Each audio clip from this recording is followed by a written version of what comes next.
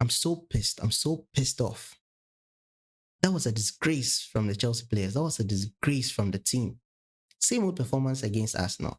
Same lack of discipline. No urgency, no fight when it mattered the most. Chelsea lost 2-1 to Arsenal away in the Premier League.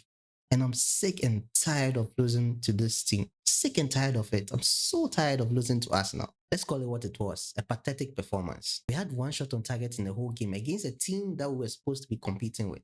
We are not on the same level. Let's not kid ourselves. We are not on the same level as Arsenal. We used to be. We used to surpass them.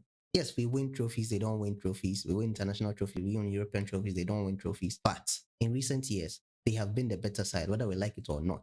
We'll still maintain that London is blue because we have European trophies, we have international trophies. They don't have it. But we've lost against them 3 times in a row now. We've not beaten them since 2021. Like, shouldn't there be some urgency? Like, what are they thinking of when they are in the dressing room? Are they always laughing? They don't care. We've not won against Arsenal since 2021. They don't care. We sat off against them. We were passive. We looked so scared. No urgency, no desire to go forward, no nothing. Nothing. Arsenal didn't have to be good to beat us. They've done this. I mean, how many times have we played against them where they end up scoring, especially late in the game?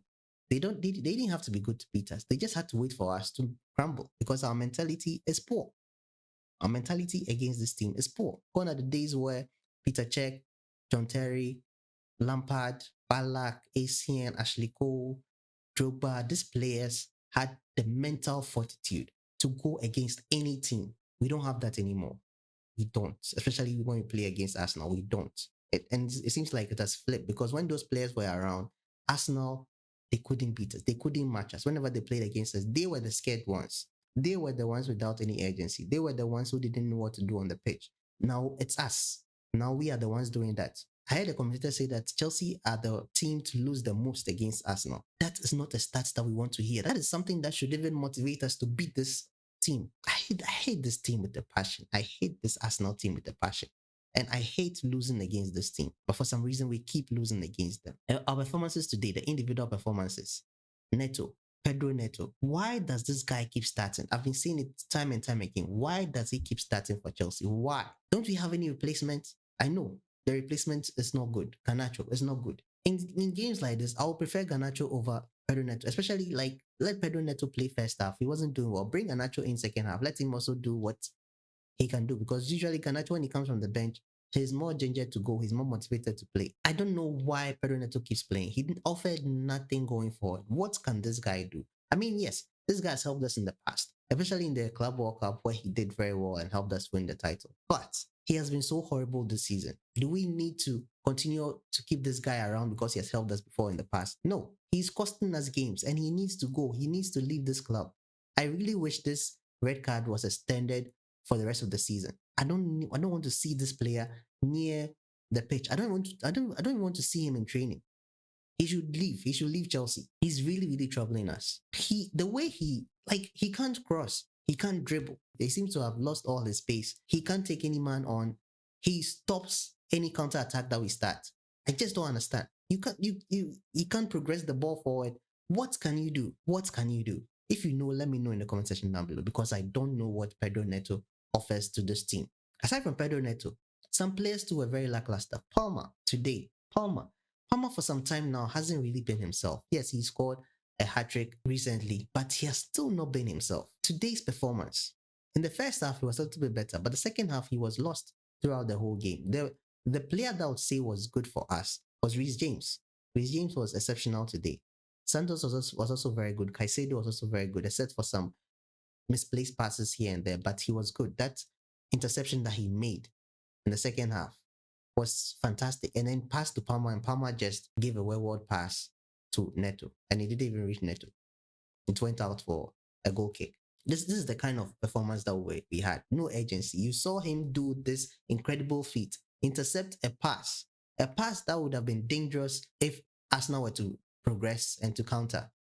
He did this, and then he passed the ball to you, and you were so lackluster behind the ball, so relaxed behind the ball. Palmer, please come back. Please come back to your previous form. We need you, Palmer. We really need you because you're not playing like yourself.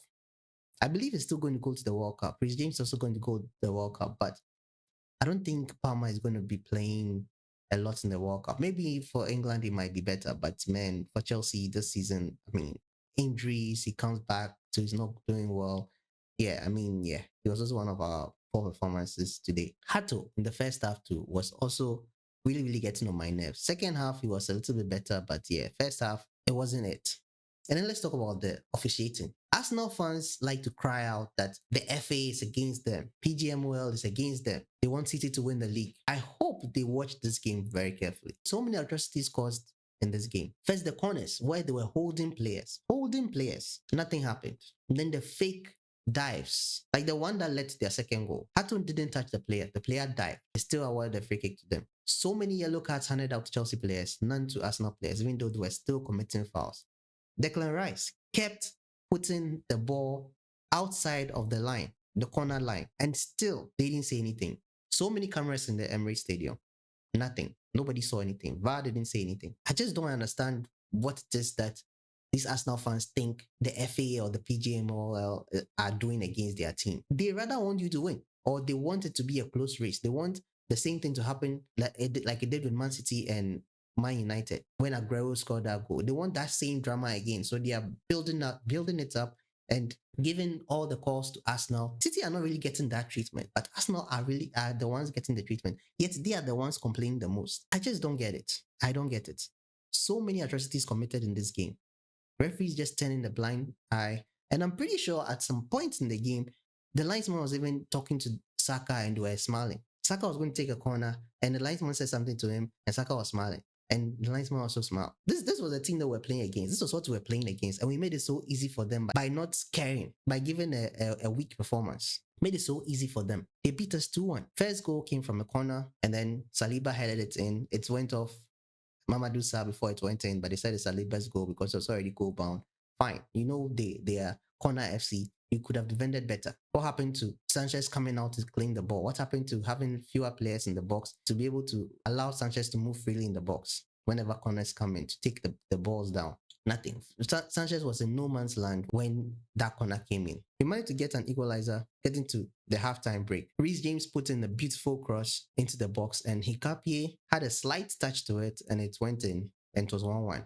And you could feel that, like, I mean, the belief was there again from Chelsea players, from Chelsea fans, because after that first goal came in, a lot of us lost hope because we've seen this play out before. This is our third successive loss against this team. Play very, very well, and then some mistakes at the back. We concede goals. We lose focus, and then we concede goals. It has happened before. We've seen it happen before. And then the second half, another goal from a corner. Second half, like I said, we're better, but nothing to prove, nothing to show for it, nothing, no end product. Everything was happening in the midfield, controlling the ball, controlling possession. That was all.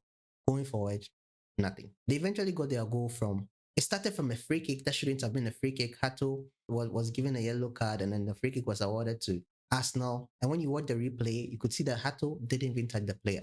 But that corner came as a result of a free kick. The free kick came in and it went out for a corner. And then when the corner came in, they got their goal from Timber. And the annoying thing was that Sanchez was adamant. He was sure that he was pushed. And I was thinking, okay, if is this sure? He told Liam Rosinia. Rosinia was also saying VAR, they should check VAR and stuff. I was like, okay, if they check the VAR, then the goal will be cancelled. Nothing. No, there was no contact on Sanchez. There was minimal contact on Sanchez. The time that the VAR should have checked the contact, they didn't check the contact. But this time when they checked it, there was no contact at all. I don't know why Sanchez was so strong on his point that he was pushed. When in the replay, you can't even see anybody pushing him. There was some holding done in the box, but it seems like VAR don't care about that. They don't care about that. But on Sanchez, there was nothing. There was no touch on him. So yeah, they took the lead 2-1, and then we're struggling ever since.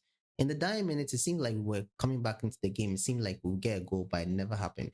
Raya made a fantastic save from a Garnacho cross shots, and João Pedro, if João Pedro touched that ball, it probably would have been a goal, but he didn't touch. It went all the way in, and Raya was alert enough to stop it from going in. And then in the 94th minute, I think we got a goal that was disallowed. João Pedro was miles offside. I screamed because I thought it was a goal. I was so sure that was a goal. I watched the replay, offside. So the Liam Delap goal was cancelled. So yeah, Joao Pedro was also another player that I think today he did well, but he was left in no man's land a lot. So I don't know whether I should blame him or not. I think we could have done better. I don't know. And Liam Rossini. Liam Rossini. I think I've forgotten about Liam. No, I have not forgotten about him. He waited 75 minutes before making a change, a substitution, even though Neto was so horrible in the first half. Neto was horrible in the beginning of the second half, leading up to his red card. That red card, I don't know, that red card, man, was just a combination of how poor he was in the game. Because that corner that he took was so bad. And that corner started a counter attack for Arsenal. And then in the process of chasing down Martinelli, he decided to foul him and was given a red card. And then after he was given a red card, Liam Rossini decided to make changes. He brought on Gusto and Delap. It didn't make any sense to me. Why did you make late changes like that? You used to be the one who was making good changes when you started. Now everything is just gone. You've just fallen into the mold and you're now behaving like all the other coaches. I don't even know, man. I don't know what our chances are in the FA Cup. I don't know what our chances are in the Champions League. We were drawn against PSG earlier this week, and honestly don't think we can win that game. It's a home and away game. I don't think we are going to win any of those games, to be honest. I honestly don't. The way we are playing now, I honestly don't. I don't know whether we are going to change, whether PSG are going to mess up and we're going to capitalize. I just don't know. I'm not confident going into that game. We'll see, man. We'll see. Chelsea just keep disappointing us.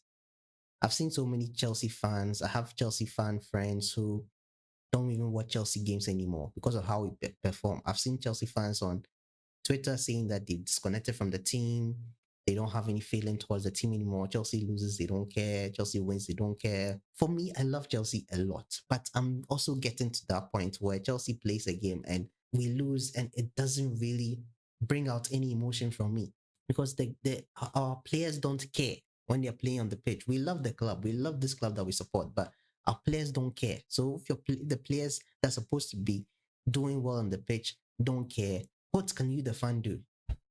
What can you, the fan, do? I'm still going to support Chelsea. I love Chelsea. I've been supporting Chelsea for over 20 years now. I'm still going to support them. Even if we go to relegation, I'm still going to be the Chelsea fan. I'm still going to have this channel. I'm still going to talk about Chelsea. But these performances need to stop. The mentality needs to change. Yeah, I mean, that's it from me.